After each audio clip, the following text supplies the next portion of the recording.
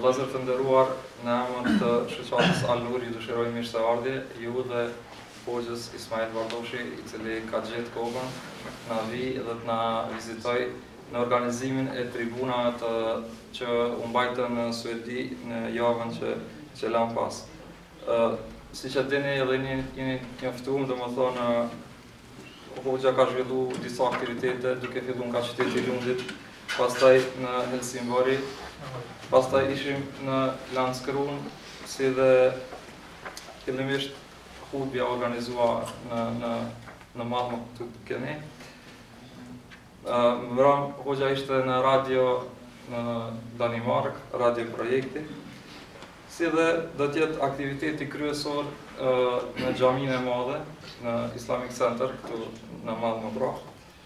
Andaj do t'ishte mirë, domethënë që përveç ju që jeni njoftuar të njoftoni edhe të tjerët që vinë edhe të marrin pjesë në tribunën që do të organizohet atje.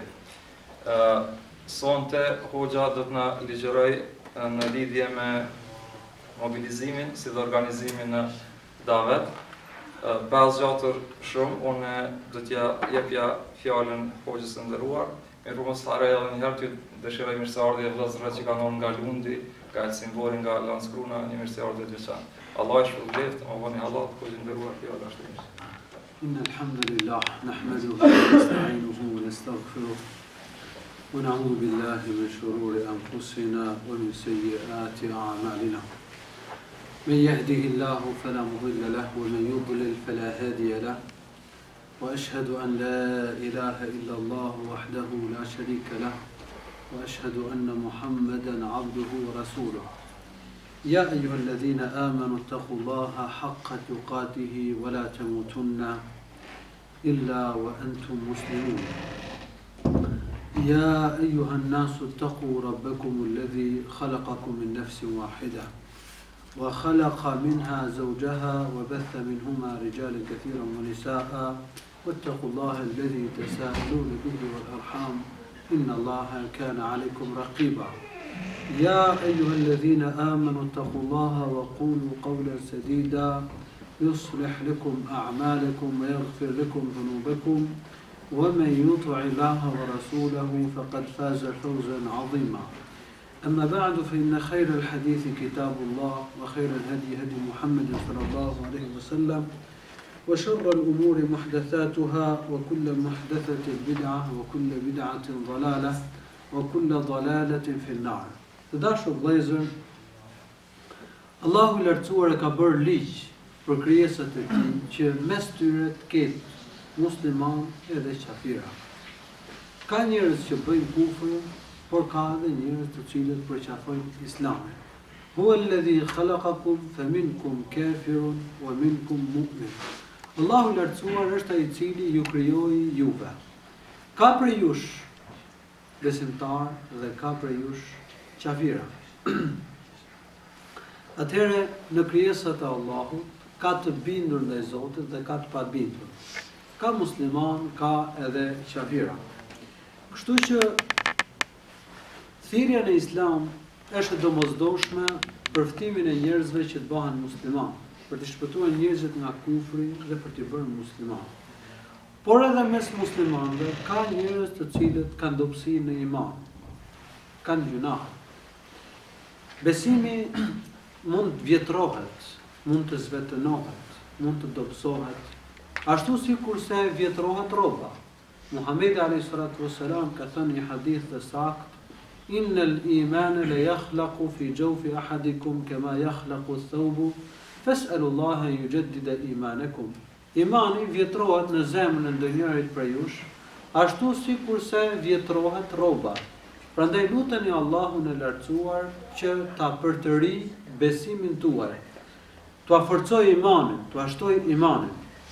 Kështu që daveti është i nevojshëm dhe për përtëritjen e Islamit muslimanit, për të rikujtuar muslimanët punët e imanit, për të sjell muslimanëve në vëmendje ato gjëra të cilat i kanë harruar për Islamit, për të kthyer muslimanët në Islamin e pastër dhe burimor, sepse me kalimin e kohës shumë muslimanë janë larguar nga Islami i pastër. janë përhapur ide të gabuara, janë përhapur mendime të shtrembruara në lidhje me Kur'anin, Sunetin, Muhamedit alayhi salatu wassalam, besimin e Muhamedit alayhi salatu wassalam, ibadetin e profetit, madje dhe sjelljen e të dërguarit ton Muhamedit alayhi salatu wassalam.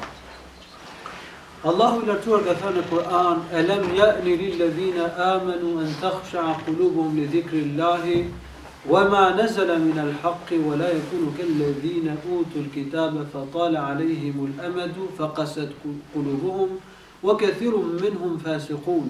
A nuk ju ka ardhur koha besimtarve që zemrat e tyre të friksohen, të zbuten kur përmendet Allahu, kur dëgjojnë Kur'anin, dhikrin e Allahut, kur dëgjojnë atë që është pallur, vërtetën, dhe të mos jenë si i tharët e librit, të cilët pasi kaloi një kohë gjatë u ashpërsuan zemrat e tyre,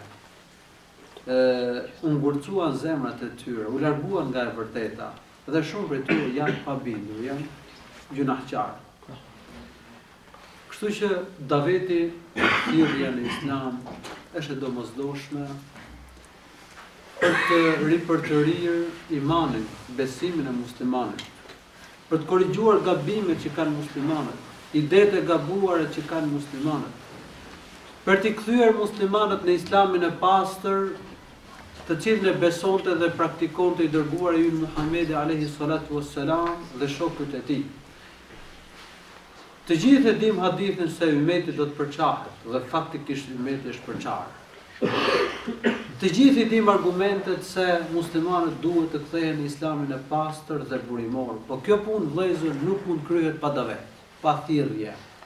Një mision shumë i rëndësishëm ky, me cilin u ngarkuan të dërguarit të Allahut dhe me cilin në fakt janë ngarkuar e kanë si detyrë pasuesit e pejgamberëve alayhimus salatu wassalam. Të dashur vëllezër, njerëzit ishin një bashkësi e vetme, të gjithë në besimin e pastër. Por lindën fetë, devijimet dhe ndryshimet në fenë e Zotit, se e përmenda dhe pak më parë, ky ka qenë ligji i Allahut. Dhe sa herë që njerëzit devijojnë nga e vërteta, Allahu e ka bërë ligj që më u çu pejgamber. Kështu ka qenë domethënë. Zoti ka çu pejgamber që t'i kthejë njerëzit në identitet, në Islamin e pastër, në besimin e drejtë. Allahu ka thënë në Kur'an: "Kana an-nasu ummatan wahidatan fab'atha Allahu an-nabiyyina mubashshirina wa mundhirina wa anzala ma'ahum al-kitaba bil-haqqi liyahkuma bayna an-nasi fima ikhtalafu fihi wa ma ikhtalafa fihi illa alladhina utuhu min ba'di ma ja'ahum al-bayyinatu baghyan baynahum." Njerëzit ishin një ummet, një bashkësi e vetme, krejt në besim pastër, musliman. Por u përçan në fe, në besime të ndryshme, dhe Allahu dërgoi pejgamberët. Kur u përçan njerëzit, lindi nevoja për dërgimin e pejgamberëve. Dhe Allahu lartësuar dërgoi pejgamberët dhe u shpallni librin, mesazhin hyjnor, udhëzimet hyjnore, që të gjykojnë mes njerëzve në mosmarrveshjet e tyre. Njerëzit, masi zbehet e vërteta, pasi largohen nga rruga e Zotit, lindin përçarje se e vërteta i bashkon njerëzit. Janë fete kota, janë gjunahet, janë bindjet e këqija të cilat i ndajnë njerëzit në fe të shumta, në rrymë, në parti, në sekte, në grupe. 12 sekte sufish në Turqi apo më shumë dhe gjithë thonë, të gjithë të sekte çojnë nga Zoti. Feja Allahut nuk është me sekte, me grupe. Çdo shehiler, çdo dervish e bën sektën e vet çiflik edhe pretendon se i çon njerëzit ke Allahu i lartësuar, e u shpik bidate, erisi e çfarë ti teget atij, edhe kështu muslimanët mbeten të hallakatë dhe të përçarë. Zbehen dhe rolën e të dërguarit ton Muhamedit alayhi salatu wassalam, se sajojnë ide, sajojnë forma dhikri, forma ibadeti që ka bërë pejgamberi alayhi salatu wassalam. Po lind pyetja, për çfarë erdhi Muhamedi alayhi salatu wassalam? Kush ka qenë detyra Muhamedit alayhi salatu wassalam? Tu mëson njerëzve fe. Nëse dervishi, shehileri pretendon që ka kontakt me njëhershëm me Zotin dhe frymëzohet nga Allahu, thot hadathani qalbi an rabbi, më ka fol zemra ime nga Zoti im, dhe siç pretendojnë disa prej tyre se kanë të drejtë dalin nga shariati Muhamedit alayhi salatu wassalam, Kjo çfarë bën? Zhvlerëson Muhamedit alayhi salatu wassalam. Zhvlerëson mesazhin e Muhamedit alayhi salatu wassalam. Tashmë me këtë pretendim pejgamberi jon, sipas kësaj rrymë, kësaj ideje, nuk është pejgamberi i fundit. Pas ka shpallë dhe frymëzim pas Muhamedit alayhi salatu wassalam. Edhe pse nuk ja vën emrin pejgamber atij që e pretendojnë dhe e ngrejnë e shënjtërojnë. Por ky është realiteti. Pra e rëndësishme domethënë lindjen përçarje. Kanë lind përçarje. Ky Zoti e ka bërë ligj që ndodhin gjëra të tilla në mes njerëzve. Dhe sa herë që kanë lindur përçarje, Zoti ka çuar pejgamber. Dhe pejgamberi ka gjykuar me të vërtetën. Fi ma ikhtalafu fi. Por në lidhje me Muhamedit alayhi wasallam, mosmarrveshjet që kishin lindur, që u lindën njerëzve, u lindën masi atyre ata e dinin vërtetën. Pasi e kishin librin dorë, çifutët e dinin pejgamberin sallallahu alajhi wasallam, i kishin argumente që flisin për Muhamedit sallallahu alajhi wasallam, por nuk e pranonin ato. Nga smira nuk e pranonin pejgamberin tonë sallallahu alajhi wasallam. Tek Benu Israilit Zoti dërgonte pejgamber. Sa herë që vdiste një pejgamber, dërgonte një nevi, një lajmtar tjetër, që qeveriste, i udhëhiqte dhe mësonte njerëzit. Pejgamberi jon është pejgamberi i fundit. Është i dërguar i fundit, është lajmtari, nevi i fundit. S'ka nevi tjetër pas tij. Por rolin e pejgamberëve të Benu Israilit në ummetin tonë e luajnë dietarët. Dietarët zënë vendin e tyre në kuptimin që u mësojnë njerëzit vërtetën që solli Muhamedi alayhi wasallam. U ripërtërin njerëzve fenë e saktë dhe të vërtetë që solli i dërguari Allahut Muhamedi alayhi salatu wassalam. Prandaj në shumë argumente Allahu na fton që të pyesim dietar. Për shembull Allahu ka thënë në Kur'an: "Fas'alu ahla dhikri in kuntum la ta'lamun." Pyesni njerëzit e ditur nëse nuk dini. Dhe dietarët u mësojnë njerëzve fenë e Allahut. Po ajo punë që bëjnë dietarët faktikisht quhet davet. Quhet thirrje në rrugën e Allahut subhanahu wa ta'ala. Të dashur vëllezër, thirrja në rrugën e Allahut të lartësuar ka një vlerë të madhe. Ka një rëndësi shumë të madhe. Sepse pa thirrje në Islam nuk ka se si të përhapet Islami. Kështu që thirrja në rrugën e Zotit është tylla e përhapjes së Islamit. Allahu ka thënë në Kur'an: "Qul hadhihi sabili ad'u ila Allahi ala basira, ana wa man ittaba'ani, wa subhanallahi wa ma ana min al-mushrikin." Thuaj, kjo është rruga ime,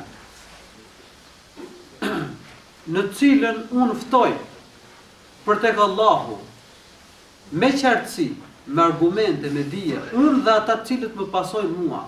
I pastër është Allahu nga tmetat, dhe unë nuk jam prej idhujtarëve. Kjo është rruga ime, është rruga e ftimit në rrugën e Allahut. Rruga e thirrjes së njerëzve në fenë e Allahut me qartësi, me argument, me dije, jo pa dije.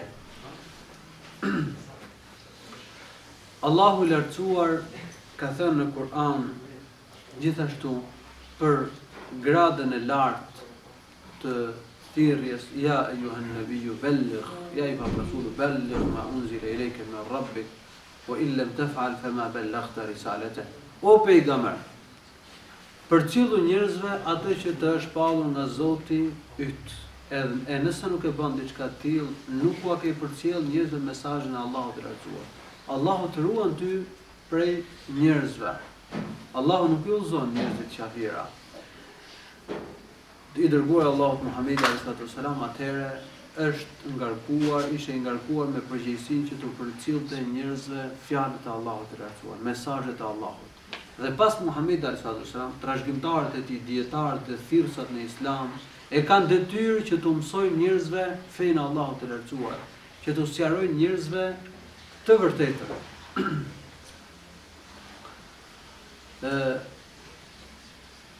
Thirrja e njerëzve në fenë e Allahut të lartësuar ka një vlerë shumë të madhe. Ata që ftojnë njerëzit në fenë e Allahut të lartësuar, nëse bëjnë durim dhe nëse kanë bindje, arrin bëhen prisa në fe. Udhëheqës për njerëzit, shembull për njerëzit, dhe kjo është një gradë shumë e lartë. Kjo gradë nuk arrihet me ëndrrime, nuk arrihet me fantazi, nuk arrihet duke kërkuar atë, po arrihet me durim dhe me bindje.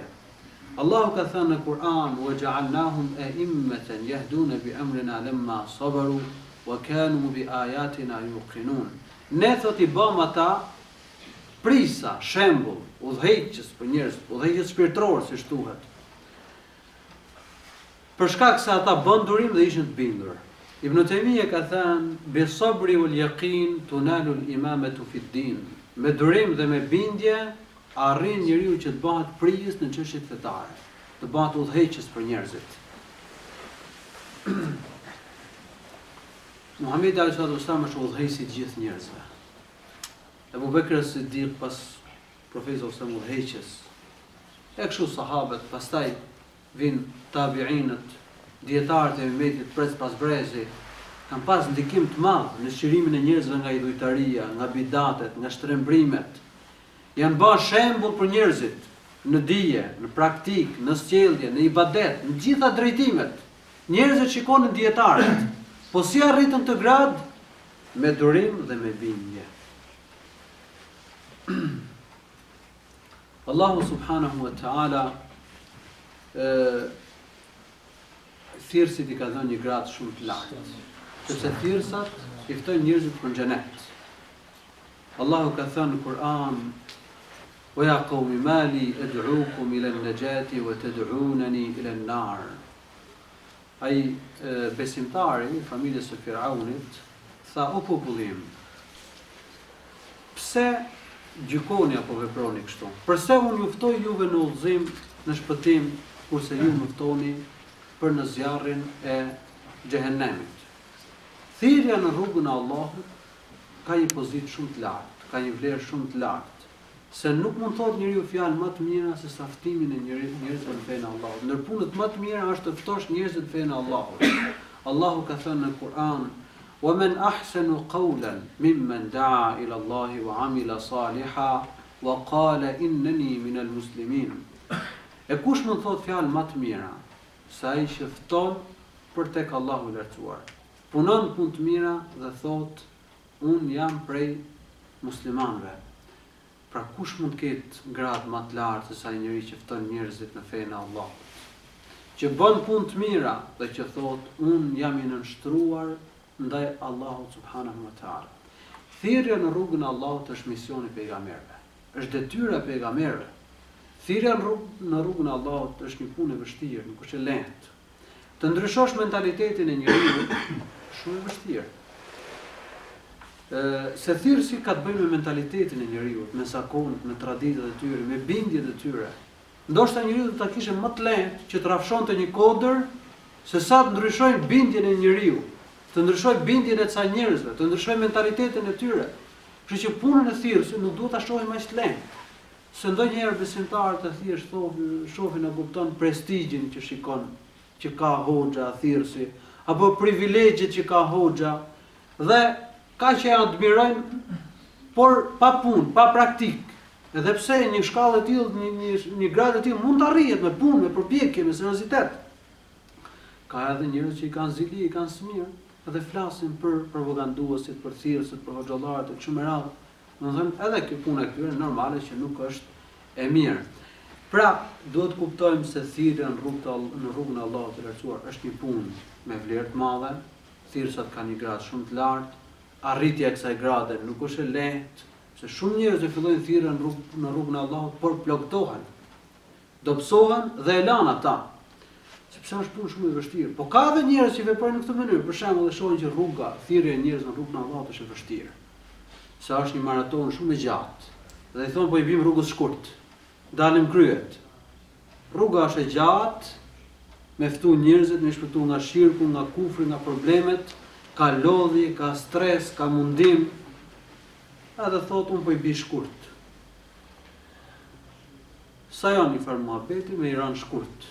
Edhe kjo nuk shkon. Duhet me dije të saktë, me punë të mirë, me ftua njerëzit në fenë Allahut të lartësuar. Muhamedi alayhi salatu wassalam në shumë hadithe ka folur për vlerën e thirrjes në rrugën e Allahut subhanahu wa taala, që bashka për udhëzimin e njeriu është më mirë se sa të kesh devete kuqe. Thirrsat në rrugën e Allahut, ata që urdhërojnë për të mirë dhe ndalojnë nga keq, janë shpëtuar. Allahu ka thënë në Kur'an: "Wal takum minkum ummatun yad'una ila al-khairi وَيَأْمُرُونَ بِالْمَعْرُوفِ وَيَنْهَوْنَ عَنِ الْمُنْكَرِ وَأُولَٰئِكَ هُمُ الْمُفْلِحُونَ. Le të jetë për jush një grup njerëzish, të cilët ftojnë për të mirë, ndalojnë nga e keqja dhe i ftojnë njerëzit në hajër. E këta janë njerëzit e shpëtuar. Ata që ftojnë, urdhërojnë për të mirë, ndalojnë nga e keqja dhe i ftojnë njerëzit në hajër, në rrugën e mirë, janë njerëzit e shpëtuar. Allahu i Lartësuar ka thënë të gjë qartësisht në këtë ajet të Kur'anit. Thirrsi në rrugën e Allahut, dhe gjithë ne jemi thirrsa, duhet të ketë disa cilësi. E para është dija. Duhet që ta njohë mirë atë gjë në të cilën i fton njerëzit. Një çështje besimi në të cilën i fton njerëzit, duhet ta dish mirë. Ibadetin duhet ta njohësh mirë, sjelljen ta njohësh mirë. Kjo është e para, sepse ajeti Kur'an thot ala basirën, qartësi, domethënë me dije, me argument, me qartësi, duhet ta njohësh mirë atë gjë në të cilën i fton njerëzit. Dhe për vlerën e dijes ne folëm edhe në mësimin e kaluar, mram kemi folur për këtë çështje, gjithë e kemi parasysh, pa dije nuk mund të bëhesh një thirrës i suksesshëm. Të paktën gjërat që do t'u thuash njerëzve duhet i dish mirë. Çështjet kryesore të imanit dhe gjithë ne jemi thirrsa. Duhet që të presupozojmë se çdo besimtar që fal 5 kohët e namazit është thirrës, se minimumi do jetë thirrës në familje. Dhe në fakt ata që do e bëjnë thirrjen në kontakt vazhdueshëm me njerëzit janë besimtarë që frekuentojnë xhamin. Kur të flasësh me njerëzit e familjes duhet dish që si ti bindesh ata, që të ngeli me gojë hapur. Kur të flas me njerëzit e fisit, me kolegët, me njerëzit, dish se si më fol atyre. Cili është argumenti mbi ekzistencën e Allahut, mbi mesazhin e Muhamedit alayhi salatu wasalam, vërtetësinë e shpalljes pejgamberit alayhi salatu wasalam, mbi tauhidin uluhia, adhurimin e Allahut një të vetëm, mbi ditën e gjykimit. Këto gjërat kryesore, domethënë duhet i përvetësosh mirë. E dyta është njohësh edhe gjendjen e njerëzve të cilët i fton në rrugën e Allahut subhanahu wa taala. Pejgamberi sallallahu alaihi wasallam kur e çoi Muadhin në Yemen, i tha innaka latad'u qauman hum ahlul kitab. Tha ti po shkon dhe po do të ftosh në rrugën e Allahut sa njerëz të cilët janë idhtar libri. Domethënë janë krishterë, ishin krishterë ata. Edhe tha fillimisht ftojnë në la ilaha illallah, ose ftoj që të njësojnë Allahun, të besojnë në një Zot vetëm dhe të adhurojnë vetëm Allahun e Lartësuar. Pastaj ta nëse të binden për këtë, ftojnë 5 namazet, nëse të binden që të japin zakatin e pasurisë, hadithi Sahih në Buhari. Njohja e gjendjes së njeriu të cilën e fton në rrugën e Allahut është me rëndësi. Për shembull, njeriu mund të jetë i lodhur, por është i lodhur, nuk mund të flasësh. Ose do i thuash aq sa mundet në këto momente. Njeriu mund të jetë i stresuar. Duhet që të bësh një muhabet që të largosh stresin atij, sepse ai nuk ka kthjellësinë e duhur për të folur. Ose për shembull, ndoshta i ka rënë një fatkeqësi. Duhet bësh një muhabet që përshtatet me fatkeqësinë e tij që ti zbuzësh problemin. Ndoshta është në gjendje egzimi. E në këtë rast ti flasësh krejt për të kundërtën, ndoshta kjo është goditje për ta.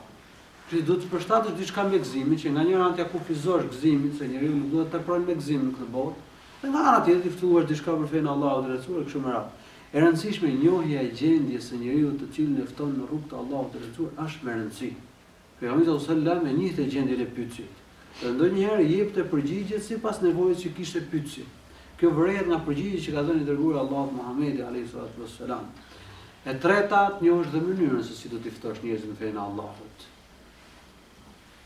Ftimi duhet bëhet me të mirë, me mençuri, me të butë. Kryesisht kështu duhet. Haku është i rëndë. Dhe mënyra duhet të jetë me lehtësi, me butësi, me të mirë, se nëse bashkohet domethënë, edhe pesha e rëndë e hakut, edhe mënyra e ashpër dhe e vrajshme, shumica e njerëzve nuk e pranojnë. Prandaj Muhamedi alayhi salatu wasallam në shumë hadithe ka folur për butësinë. Inna Allah yuti ala rifqi ma la yuti ala al-unfi. Ka thënë Allahu jep për butësinë, hap zemrat butësisë në mënyrë që nuk i hap me ashpërsi. Ka thënë inna Allah rafiqun yuhibbu ar-rifqa. Allahu është i butë dhe e do butësinë. Hadithe që flasin për butësinë faktikisht janë të shumta. Ne duhet të tregojmë shpirt mirësi, bujari, butësi, mëshirë. Kuptojnë njerëzit që ne atë që e themi kemi me gjithë zemër. dhe ne duam shpëtimin e tyre, ne nuk kemi ndonjë interes. Njerëzit duhet t'u shpalosim Islamin me gjithë madhështinë e tij, me gjithë bukurinë e tij, me gjitha vlerat, mëshirën që përmban Islami. Kjo është shumë e nevojshme, se ka njerëz që mendojnë domosdoshmë mirë Islamin tradicional që kemi pas, tamam. Po ky Islami që u promovon këta të rit, është Islami i ashpërsisë, i vrazhdësisë, i izolimit, i dhunës, i terrorizimit, ku diun më, domethënë një tonelat akuzash dhe shpërfytyrime që i kanë njerëzit. Këto gjëra normale që dihet që armiqtë e Islamit përpiqen që ta shfytyrojnë Islamin, ta akuzojnë muslimanët. Dhe në fillimet e thirrjes, dhe çfarë nuk ka thënë pejgamberi, një çmendur magjistar, njëri që ka planifikuar e ka sajuar këtë thirrje për të fituar prestigj. Gjithë e kanë thënë këto gjëra për Muhamedit alayhi salatu wassalam. Wa intalaqa al-mala'u minhum an imshu wasbiru ala alihatikum inna hadha la shay'un yurad. Paria e Mekës, pasi folën me Muhamedit sallallahu alaihi wasallam, pasi i propozuan pejgamberit që gjeni një të mesme, pejgamberi bën lëshim dhe ata të bëjnë lëshim, dhe të bashkoheshin, pejgamberi ose nuk pranoi. Tha unë du për ju vetëm një fjalë, po e pranuat ata, do të sundoni arabët dhe do të nënshtrohen jo arabët dhe kanë për të paguar dhe xhizje. La ilaha illallah. Ata nuk e pranojnë. Edhe shkuan dhe thanë që ky është njëri që nuk heq dorë nga thirrja vet, se ka një plan. Ka një qëllim, do të arrijë, nuk heq dorë. Prandaj ju vazhdoni me hynit tuaja. Kështu thanë i dhujtarët e Mekës. Prandaj normale, domethënë, ka njerëz që e kuptojnë vërtetën. E shohin vërtetën. Mirë po, posti, prestigji, privilegjet që ka, gjitha këto bëjnë që ai të mos e pranojë të vërtetën. Ne do bëjmë durim. Kështu që shumë fjalë thuhen, duhet butësi. Mënyra e thirrjes në rrugën e Allahut ka një rëndësi shumë të madhe. Allahu ka thënë në Kur'an: "Ud'u ila sabili rabbika bil hikmati wal maw'izati al hasana." Fto në rrugën e Allahut me urtësi, me këshill të mirë.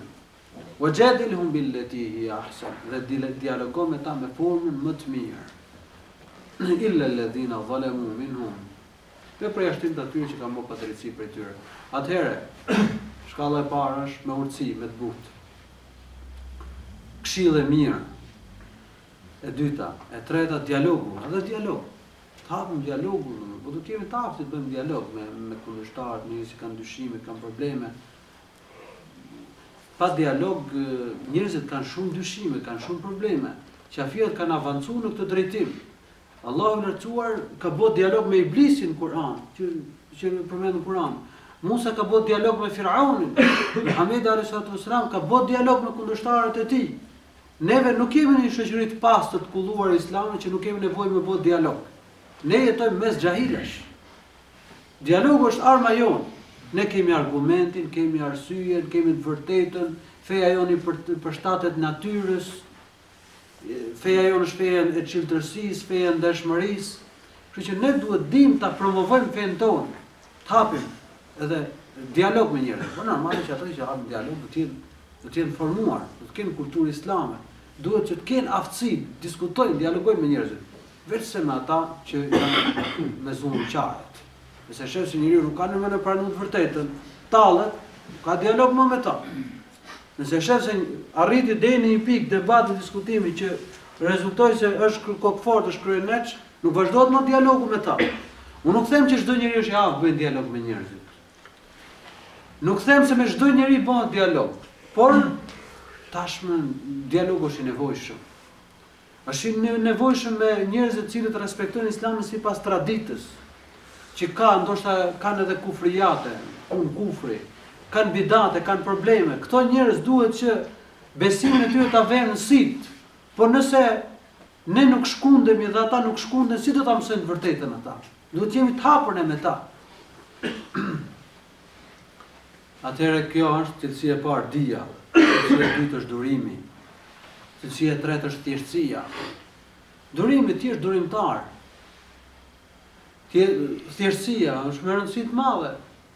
Se njëri që nuk është i thjeshtë, si do t'i ftojë njerëzit? Ma po e majtë veten lart, nuk shtrohesh që flasësh me njerëzit e varfër, me njerëz që kanë halle, me njerëz që kanë dyshime, që kanë probleme. Duhet që ti jesh i shtruar, ti jesh i hapur për njerëzit. Durimi, thjeshtësia, tjetër mos nxehesh, mos nevrikosesh, duhet. Këto janë disa përgjegjësive, takuaja, sjellja e mirë. Faktikisht këto gjëra, domethënë, ne i kemi parasysh përgjithsisht, por duhet që t'i adaptojmë ato në jetë. Duhet t'i bëjmë pjesë të jetës tonë, këto veti, nëse dëshirojmë që ne të jemi thirrsa të suksesshëm. Tani do të përmend edhe disa prej fryteve që arrim nga thirrja në rrugën e Allahut. Çfarë të mirësh, çfarë frytesh sjell ftimi njerëzve në fenë Allahut të lartësuar. Së pari, me thirrjen në rrugën e Allahut të lartësuar dallohet e vërteta nga e pavërteta. Çdo njeri pretendon se është hak. Edhe shejtani pretendon që është në hak dhe i mashtron njerëzit se unë jam në hak. Duhet dallohet e vërteta nga e pavërteta. Vërtetën e ka sqaruar Zoti. E ka sjellë i dërguar Allahut Muhammed alayhi sallam. Wa qulil haqqu min rabbikum. Thuaj e vërteta është nga Zoti juaj. Faman sha'a falyu'min wa man sha'a falyakfur. Kush dëshiron le të besoj, e kush nuk dëshiron le të mohoj. Qul ya ayyuhan nasu qad ja'akumul haqqu min rabbikum. Thuaj o njerëz, ju ka ardhur e vërteta, haku nga Zoti juaj. Haku është ajo që solli i dërguar Allahut Muhammed alayhi salam. Thirrsat u tregojnë njerëzve të vërtetën dhe gjithashtu vënë në duke të pavërtetën, të kotën. Pa thirrje në rrugën e Allahut të lartësuar, si do të mësojnë njerëzit të vërtetën nga e pavërteta? Si do të mësojnë se adhurimin e një Zotit vetëm, ka njerëz që ftojnë adhurimin e diçka tjetër veç Allahut. Si do ta mësojnë se çfarë ibadeti kërkon Allahu? Si do ta mësojnë se si e kryente ibadeti Muhamedi alayhi sallam? Si do ta mësojnë sjelljen islame? Si do ta mësojnë gjërat që janë drejtësi dhe gjërat të cilat janë padrejtësi? Si do ta bëjnë jetën? Si do të njohin moralin e lartë nga sjelljet e ulta? Ka njerëz që bëjnë lloj-lloj paturpsish edhe thonë që këto nuk janë paturpsi. Bëjnë gjitha format e shnerimit, e degenerimit dhe thonë që këto nuk ka gjë. Nuk janë problem këto gjëra. Njerëzit kanë nevojë që të mësojnë këto gjëra, po pa thirrje në rrugën e Allahut këto gjëra nuk i mësojnë dot. Kështu që prej dobive të thirrjes në rrugën e Allahut është se njerëzit mësojnë të vërtetën, dallojnë vërtetën nga e pavërteta. E dyta, me thirrjen në rrugën e Allahut subhanahu wa taala vendoset drejtësia dhe eliminohet padrejtësia. Allahu është i drejtë dhe do drejtësi. Muslimanët vendosen drejtësi. Prandaj njerëzit gjithë këto ummete, këto popull pranuan Islamin, se pan ki vullën nga padrejtësia, vullën nga mashtrimi, vullën nga dhuna, nga tirania. Kur pan drejtësinë e Islamit, drejtësinë e muslimanëve, pranuan Islamin. Dhe shumë popull arritën të bashkojnë muslimanët. Arritën të mësojnë natyrë arabishe, të mësojnë natyrë fenë Allahut subhanahu wa taala. Ai sa arriti Islami deri në viset tona. Allahu lartësuar nuk e do padrejtësinë. Padrejtësia është errësirë në ditën e gjykimit. Muhamedi alayhi salam ka thënë hadith ittaqu dhulm fa inna dhulma dhulumatun yawm al-qiyamah. Ruhuni nga padrejtësia, se padrejtësia do të jetë errësirë në ditën e gjykimit. Padrejtësia më e madhe është padrejtësia ndaj Zotit. Kur njeriu adhuron diçka tjetër krahas Allahut subhanahu wa taala, kjo është padrejtësia më e madhe. Me anë të thirrjes në Islam përmirësohet gjendja e njerëzve dhe luftohet fesadi, korrupsioni, prishja. Allahu ka thënë në Kur'an, "Wallahu la yuhibbul fasad." Allahu nuk e do korrupsionin, nuk e do prishjen, nuk e do fesadin, tamam në fjalë. Po ashtu Allahu subhanahu wa ta'ala ka thënë në Kur'an, "Wala tufsidu fil ardi ba'da islahiha."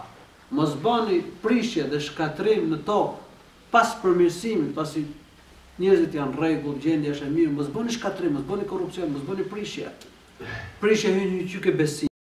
Të ketë ndjeshmëri dhe të ruhet nga sektarizmi, nga franksionet, të ruhet nga coptimi, të ruhet nga klanizimi i muslimanëve. Për kësaj gjë duhet ruhet. ndonjëherë ai I cili përpiqet që të bëj klan, formoj grup mes muslimanëve, ka një farë adhurimi ndaj nefsit vet, një farë robërie ndaj vetvetes. Nuk është këputur plotësisht nga adhurimi vetvetes.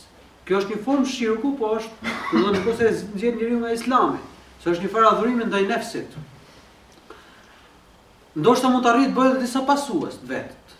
Dhe këta pasuesit, nëse I binden verbërisht ose e kuptojnë se ka dhe gabime, ka probleme, po thonë tani unë e kam lidhur shpirtin dhe zemrën me këtë grup, me këtë klan dhe nuk ndahem dot prej tij. Edhe këta kanë një farë robërie ndaj këtij klani, ndaj këtij njeriu, dhe pse se kuptojnë. Për shembull, u krijuan ca mëdhëbe mes muslimanëve. Dhe u mbrojtën këto mëdhëbe me fanatizëm.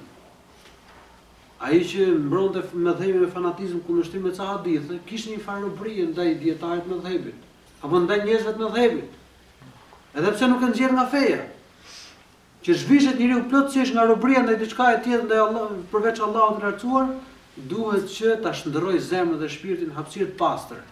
I përruj në shtruar krejtësisht ndaj Allahut subhanahu wa taala. Kështu që sektarizmi, klani, çon në robëri ndaj diçka e tjetër veç Allahut të lartësuar. Është problem me fjalë, bie ndesh dhe me besimin e pastër, cënon besimin e pastër. Ndaj organizimet, shoqatat duhet që të punojnë në një mënyrë të tillë që të mos nxisin frymën e klanizimit punës muslimanëve. Mos formohen klane dhe grupe. Për shembull, mund të jap një shembull për formimin e klanit dhe të grupit. Në qoftë se filani punon me ne, me organizimin tonë, me shoqatën tonë, ai është me ne. Nëse nuk punon për nesh, me ne, ai është kundër nesh. Ai është armiku jonë. Kjo nuk vlen. Shoqatat, organizatat, shkollat duhet që të bashkëpunojnë me njëra tjetrën në mënyrë që të mos bijnë problemet e klanizimit.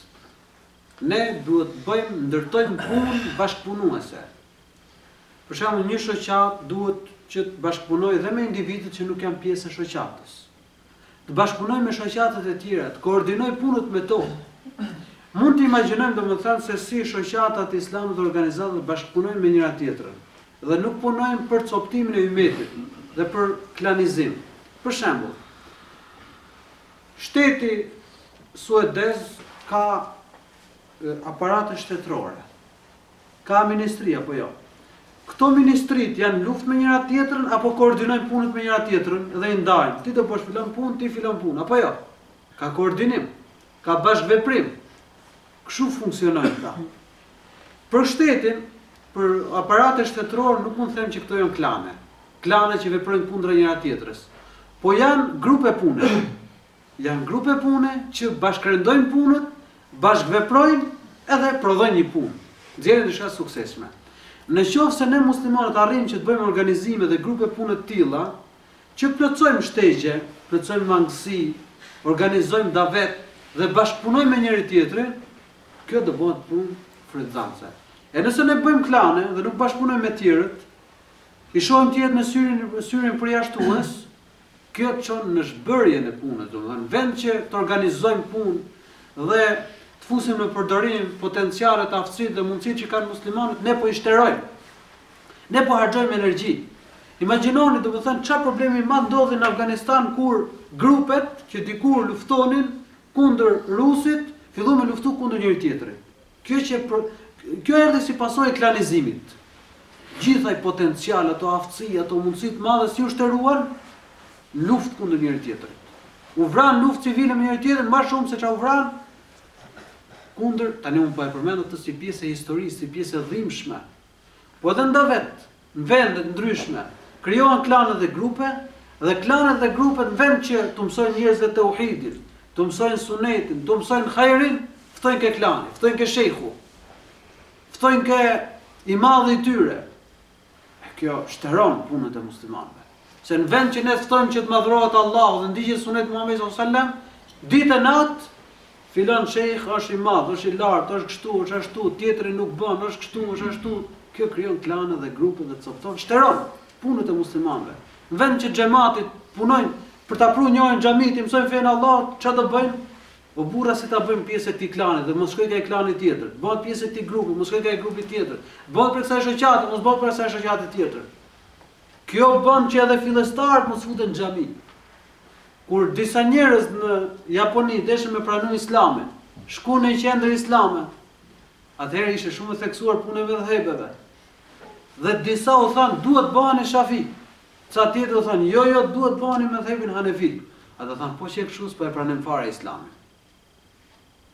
Edhe pastaj një dietar bëri një libër që quhet Hidayatu ar-Rahman ila muslimi biladi al-Yaban. Bëri këtë libër ku i ftonte njerëzit që të lanë sektarizmin, të lanë fanatizmin mëdhëbist, të lanë klanet, edhe të ndjekin sunetin e saktë Muhamedit sallallahu alaihi wasallam. Shokët e pejgamberit nuk kishin kështu. Mëdhëbi e Abu Bekrit, mëdhëbi e Umerit, mëdhëbi e Uthmanit, mëdhëbi e Aliut. Klani i filanit, klani i fistekut, partia e këtij, partia e atij. Nuk kanë qenë to muhabete atëherë. Ata që njerëz që punon edhe për hapën Islamin dhe vdiqën. Dikush vdiq në Det, dikush në Medinë, dikush në Irak, dikush në Sham, kështu kanë punuar ata rrok. Ata nuk punuan për emër dhe Allahu dha emër. Ata nuk punuan për prestigj, Allahu dha prestigj. Ata nuk punuan për lavdi dhe Allahu dha lavdi dhe ne kemi për t'i kujtuar ata e do t'i kujtojmë njerëzit deri në ditën e gjykimit. E rëndësishme të kthehemi edhe një herë te organizimi. Organizimi i davetit është shumë i rëndësishëm. Ka një vlerë shumë të madhe dhe nëse ne kërkojmë që të ketë një punë të suksesshme, përfshirëse duhet patjetër të organizohet daveti. Këtë që përmendet për punën e organizimit është thjesht domosdoshmë si një efekt negativ. Se nuk kalojmë edhe nga ekstremi tjetër, se disa njerëz për luftimin e sektarizmit, klanizimit, grupacioneve, thonë nuk bën me organizim davetin, nuk bën me bësh shoqata, nuk bën me administru punë, edhe këta s'duhet me punu fare. Edhe këta faktikisht po t'i shohësh bëjnë klane. E vërteta është që muslimanët kanë nevojë që të punojnë bashkërisht, të punojnë në grup. Për shembull, po hapim një shkollë për fëmijët e muslimanëve. A duhet organizim për të mësuar fëmijët e muslimanëve? Duhet patjetër. Do bëhet një drejtori, do të ketë një drejtori financiare apo një sekretare që merret me punët e financës, do ketë mësues. Një mësues do jap arabishtë, njëri do jap Kur'anin, tjetri matematik, fizik, biologji, kështu me radhë. Gjithta bashkëndojmë, njëri jep besimin. Dhe ai mësuesi i fizikës duhet që të marrë për mësuesit besimit, ta shohim fizikën se çfarë pikash bie ndesh me besimin islam dhe bëhen korrigjimet. Biologjia ku bie ndesh me besimin islam, bashkëpunojmë me njëri tjetrin dhe bëhet një shkollë e suksesshme. Pa këtë lloj organizimi, a mund të kemi një shkollë? Nuk mund të funksionojë. Një njeri vetëm e bën një shkollë nuk e bën dot. Kjo logjika është shumë e thjeshtë, se bën dot. Po nëse krijohen grupe brenda shkollës, ai mësuesi i biologjisë thotë nuk marr gjë për këtë mësuesit besimin. S'kam nevojë fare thotë për besimin. Dhe i jep biologji me gjithë shtrembrimet dhe idetë e majmunit që ka. Ky tjetri, ky i besimit, thotë nuk keni nevojë fare me mësuar biologjinë edhe kështu me radhë. Edhe dalën nxënësit pa formuar. Ndeshin njerëz që besojnë teorinë e evolucionit dhe nuk dinë me u përgjigj. Edhe daveti po kështu. Për shembull, ju keni si synim këtu që komunitetin e shqiptarëve ti sillni në xhami, të mësoni fenë e Allahut.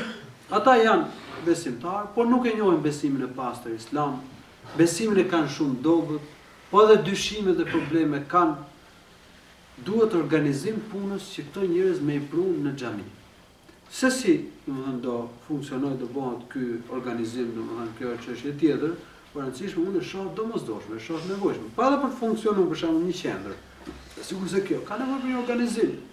Për qendrën tjetër atje ka nevojë për një organizim. Se ndryshe si do kanë për të funksionuar këto punë.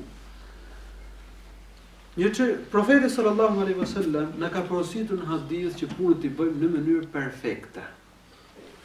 Muslimani duhet të ketë ambicie të lartë. Ndonjëherë ne kënaqemi me pak. Po feja na këshillon neve që përpiqemi të arrijmë maksimumin. Dhe kur është fjala për organizim, duhet që të përpiqemi të bëjmë një organizim të përsosur, perfekt. Muhamedi sallallahu alaihi wasallam ka thënë hadith: Inna Allaha yuhibbu min ahadikum idha amila amalan an yutqina. Allahu i lartësuar do që kur ndonjëri prej jush ta bëjë një punë, ta bëjë të përsosur, ta bëjë të përkryer. Nëse do të bëjmë një xhami, ta bëjmë tamam siç duhet. Nëse do të bëjmë një shkollë, ta bëjmë tamam. Ta bëjmë punë perfekte. Pse jo? Pse të mos e bëjmë? Feja kështu na këshillon ta bëjmë perfekte, ta bëjmë përsosur. Pse duhet që shkolla e qafirave ne duhet të eliminojmë problemet që kanë, nuk diskutohet. Po pse nga cilësia e mësimdhënies, nga disiplina të jetë më mirë se shkolla e muslimanëve? Pse duhet? Feja ne na këshillon që ta bëjmë punën perfekte, organizimin. Pse duhet që ne të kemi mangësi? Tani unë që po them këtë nuk do të thotë që nuk kam mangësi unë. Ky është problem që ne kemi në përgjithësi. Ne duhet synojmë që t'i bëjmë punët perfekte, mangësia do kemi. Pa më ta synojmë, kemi ambicie të lartë, që organizimin ta bëjmë përsosur, ta bëjmë perfekt. Dhe çështja e fundit që dua me cek, ka të bëjë me zgjidhjen e mosmarrveshjeve. Është natyrshme të lidhin mosmarrveshje. Në një familje ka mendime ndryshme. S'mund të imagjinojmë që një familje nuk ka asnjë farë grindje, asnjë farë mosmarrveshje. Do ketë mosmarrveshje, mirë po këto mosmarrveshje duhen zgjidh. Në një xhamat do ketë mendime ndryshme. Po këto mendime të ndryshme duhen zgjidh. Në një organizim kur organizohet një punë, kur bëhet një shkollë, do ketë mendime ndryshme. Por duhet që të shuhen mosmarrveshjet dhe të ecë puna. Si shuhen mosmarrveshjet? Muhamedi alayhi salatu wasallam ka dërguar 2 thirrsa në Yemen. Ebu Musa al-Ash'ari radhiyallahu anhu dhe Muadh ibn Jabal. Dhe u tha atyre: "Yassira wa la tu'assira, bashira wa la tunaffira, tatawa'a wa la takhtalifa." U tha, lehtësoni dhe mos u vështirësoni punën e njerëzve. Jepuni lajme të gëzueshme njerëzve dhe mos i largoni njerëzit. Dhe pastaj ka thënë tatawa'a wa la takhtalifa. Ka thënë gjini gjuhën e përbashkët. Toleroni njëri tjetrin. Dhe mos u përçani, mos bani përplasje me njëri tjetrin, mos u grini me njëri tjetrin. Ti marrë me radhë. E para, lehtësoni, domethënë shpaloseni Islamin si të lehtë para njerëzve. Paraqiteni Islamin të lehtë. Lehtësojani njerëzve punët e Islamit. Mos e bëni të vështirë fenë e Zotit, se feja e Allahut nuk është e vështirë, është e lehtë. Ne duhet që të përpiqemi t'u japim njerëzve të kuptojnë se feja e Allahut të rrecuar është e lehtë, nuk është e vështirë. Dhe duhet shpalosim lehtësimet, tolerimet, vlerat që përmban feja islame. Dhe thotë dhe mos u vështirësoni fenë njerëzve. Fillestarët kanë nevojë për lehtësim. Vjen një burr tek Muhamedi alayhi salatu wasallam që se shënohet në Musnedin e Imam Ahmedit dhe thotë: "O i dërguari i Allahut, do pranoj Islamin, por me kusht që të fal vetëm 2 namaze." Pejgamberi sallallahu alaihi wasallam i tha: "Pranoj." Dhe ja pranoi kushtin. Ky njeri do falte vetëm 2 namaze, do i rinte 3 namaze. Pejgamberi pranoi. Mund vini femër suedeze, për shembull. Po, më pëlqen Islami, po s'du me vu shamin. Si thoni, të them mos e pranoj Islamin, apo të them pranoj Islamin, shihim më vonë atë punën e shamis. Dhe pranoj Islamin. Ose për shembull, vjen një femër pranon Islamin. Nëse do t'i hapësh direkt muhabetin e martesën me më shumë se një grua në Islam, ajo ndoshta mund të ndalet, mund të përhiqet. Prandaj nuk është udhës që ne t'i flasim për dispozitat ligjore, për kodin e familjes, për hosirat. Fillimisht të flasim për Islamin, pranoj Islamin, flasim për vlerat, bukuritë e Islamit. Pasi të bëhet musliman e mirë, nështrohet plotësisht, pastaj flasim për rregullat. Sepse rregullat kanë zbrit masi u formua imani. Po sikur në fillim zbriti mos e lini alkoolin, ka thënë Aisha radhiyallahu anha, mos e lini alkoolin, mos e lini vjedhjen, mos e lini zinan, do thonë ne nuk e lam alkoolin, nuk e lam zinan. Dhe kush ishin këta njerëz? Njerëzit më të mirë, shokët e Muhamedit alayhi salatu wassalam. Fillimisht zbritën ajetet që flisnin për imanin, për xhenetin, dhe për xhehenemin, hatta idha thaba an-nasu ila al-islam aw al-iman nazala al-halal wal-haram. Ka thënë Aisha radhiyallahu anha, gjërat e para që zbritën fillimisht ishin çështjet e imanit, flitej për xhehenemin, flitej për xhenetin, kur njerëzit u formuan me iman, atëherë zbritën rregullat e halallit dhe të haramit. Jepni lajme të gëzueshme njerëzve dhe mos i largoni njerëzit, ndoshta njeriu në mënyrën se si fton, në mënyrën se si u ashtron njerëzve çështjet e fesë, i largon nga feja e Allahut. Pejgamberi sa ka thënë hadith inna minkum munaffirun. Ka për ju njerëz që i largon njerëzit nga ibadeti, nga hajri, nga feja islame. Ne nuk duhet bëhemi tërheqës dhe jo largues. Tatawa'a wala takhtalifa, fragmenti i fundit. Gjini gjuhën e përbashkët me njëri tjetrin. Shuani mosmarrveshjet. Dhe mos u përçani. Si ndodh kjo që quhet tatawu në gjuhën arabe? Kjo do thotë që kur ka një mosmarrveshje, një grup pune, ka një mosmarrveshje lidhur me një çështje. Në mënyrë që gjihet gjuha e përbashkët, njëri do të heqë dorë nga menimi i vet. Dhe tatavu'i do të thotë që, për shembull, ka një mosmarrveshje në lidhje me një çështje administrative, që nuk bien ndesh me një ajet Kur'anit të qartë, me një hadith të qartë Muhamedit sallallahu alaihi wasallam, po ka mosmarrveshje. Dikush thotë për një këtë sektor do të japim këtë shumë, tjetri thotë jo, duhet më dhënë më pak se kaq. Lind një mosmarrveshje. Gati për të përçarë. Çfarë duhet më bënë në këtë rast? Nuk po e përmend si shembull, se mund të ketë shumë raste, avuton shumicat e mosmarrveshjeve që lindin në shoqata, organizata, komisione, shkolla, drejtori e kështu me radhë janë të këtij karakteri. Ose këtë sektor do ta mbulojmë filani dhe jo filani, lind mosmarrveshje. Në këtë rast, që të zbatojmë këtë hadith pejgamberit, të gjithë ne jemi thirrësa, do të thotë që me lënë menimin tim, edhe nëse unë mendoj që është i saktë, për hir të bashkimit dhe le të veprohet me menimin e vllajt tim. Edhe pse unë mendoj se menimi i tij është gabim. Kjo është tatawu. Kështu shuhet mosmarrveshja. Qartë, ky është kuptimi i hadithit Muhamedit sallallahu alaihi wasallam.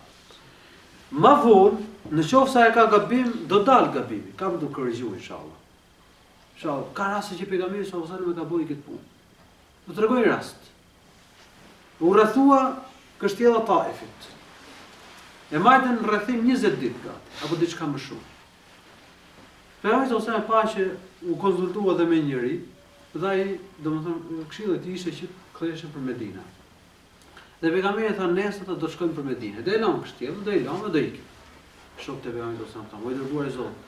Pejgamberi ishte pejgamberi i Allahut, dha menimin që më ik në Medinë. Ta thonë, "O i dërguar i Zotit." Kishin, domethënë, këto kishin nga entuziazmi, nga ndjenjat e forta, si do lëm armikun ne, nuk i kemi bën si gjallë dhe do ikim. Çfarë do thotë armiku për ne? Ndërkohë që ne kemi korr këto dhe ato fitore.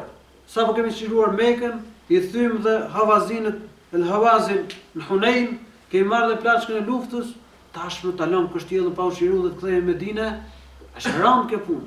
Sidomos tritë thoshin këtë punë. Pejgamberi sallallahu alajhi wasallam tha, "Shkojmë për Medinë." Po e pa që ato nuk e kishin me qef. Nuk po vepron të arsyeja këtu, po veprojnë ndjenjat. Dhe pejgamberi tha, "Mirë, tha, nesër tha, do të hidhuni në sulm për shirimin e kështjellës. Në të dhjetë nesmen hidhen në sulm për shirimin e kështjellës. Por morën plagë të rënda. Kështjella nuk e shiruan dot. Idhujtarët u hodhën zjarr e hekur të nxirr, edhe morën plagë të rënda.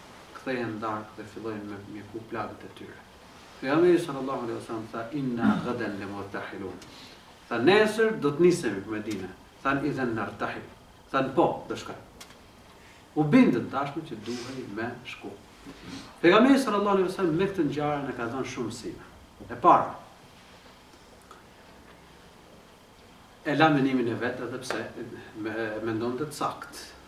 Dhe veproi me mendimin e shokëve vet edhe pse e shihte si gabim. Ata mas një dite morën vesh që qëndrimi i tyre ka qenë gabim. E paraja, kjo është e tatawu, që ne duhet ta kemi. Në këtë mënyrë do të kenë sukses organizimet tona, komisionet që bëjmë, shkollat që hapë me kështu me radhë, pa këta do të çahen. Domethënë organizimi do të marrë fund, shkolla do të eliminohet, shoqata do zbahet fjalë. Sepse nëse ti qëndron aty, tjetri qëndron aty dhe asnjëri nuk toleron, si do të bëhet? Do të ecë puna bashkë, nuk mund të ecë. E dyta, ka raste që vepron ndjenjat dhe nuk vihet në lëvizje arsyeja. Ka njerëz që mendojnë kështu domethënë. Këta njerëz kanë nevojë të kaliten. Dhe ndoshta në një do duhet që ata të lihen gabojnë, pastaj kuptojnë gabimin, e tërhiqen inshallah taala. E treta, njerëzit e dijes duhet ngjohen, sa ata e kuptojnë gjërat më mirë. Njeriu mund të veprojë me entuziazëm, me ndjenjë kështu, apo mund gabojë. Kjo është çështja që quhet et-tatawwu. Thotë tolero dhe hiq dorë nga qëndrimi jot, edhe pse mendon saktë, për hir të vllajt tëm, dhe ne veprohet me qëndrimin e vllajt tëm, në mënyrë që mos bëhet mosmarrveshje. Më rëndësishëm është bashkëpunimi. Allahu ka thënë në Kur'an: "Wa ta'awanu 'alal birri wat taqwa wa la ta'awanu 'alal ithmi wal 'udwan." Bashkoni me njëri tjetrin për mirësi dhe devocion dhe mos bashkëpunoni ose mos ndihmoni njëri tjetrin në gjëna dhe armiqësi. Elusi Allahun e lartësuar që të na bëjë për atyre të cilëve përfitojnë nga fjalët që thuhen. Elusi Allahun e lartësuar që t'i bëjë të dobishme këto që tham. Elusi Allahun subhanahu wa taala që organizimet tona t'i bëjë të suksesshme dhe të dobishme. Në një hadith që e ka transmetuar Abu Sa'id al-Khudri radhiyallahu anhu, përmendet se Muhamedi alayhi salatu wassalam ka thënë: "Idha kharaja thalathatun minkum fi safarin falyu'ammiru ahadahum." Kur dalin 3 veta prej jush në një udhtim, le ta zgjedhin si drejtues njërin prej tyre. Në ky hadith mund të mësohet ajo çështja e organizimit të davetit në mënyrë që të bëhet i suksesshëm. Allahu subhanahu wa taala që na vë të vijë të shëgjuar, alhamdulillah.